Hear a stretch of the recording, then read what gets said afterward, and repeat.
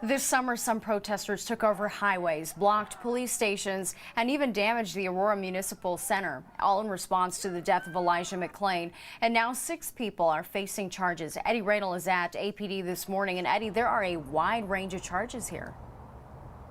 That's right, Natasha. Some of those charges, even felony charges. So on Thursday, the district attorneys from both Arapahoe and Adams County made the announcement that they are pressing charges. Let's get to some video. This is what they're talking about. They're talking about some of the protests that happened in response to the death of Elijah McClain over the summer. Those range from protests in early or late July, late June to late July. Now, some of the demonstrations led to highways being taken over, and even they're being charged for kidnapping, among other charges. Now, the attempted kidnapping charge stems from that July 3rd protest in which a large group surrounded an Aurora police station and demanded 2 officers involved in Elijah McClain's death be fired. Now, some of those charged represent the organization Denver Party for Socialism and Liberation, or PSL. PSL's national organizers responded in a live stream on Thursday night, calling for a protest at the state capitol on Saturday.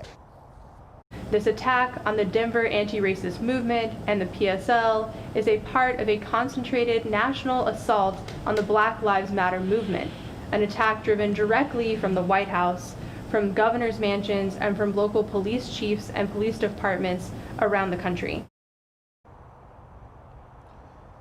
The Adams County District Attorney Dave Young's office did release this statement saying that they support the First Amendment rights of people who protest peacefully in their community, but there is a difference between peaceful protest and a riot, and when individuals cross that line and break the law, he says they will be prosecuted. So PSL is calling for another protest to happen on a Saturday at the state capitol, and they're also hoping to raise money for the legal fees for the 6 people that have been charged. Now, all of them have not been charged with the same thing, but all do face felony charges, which means they could face jail time. We have a list of all 6 people and their charges on our website, 9news.com.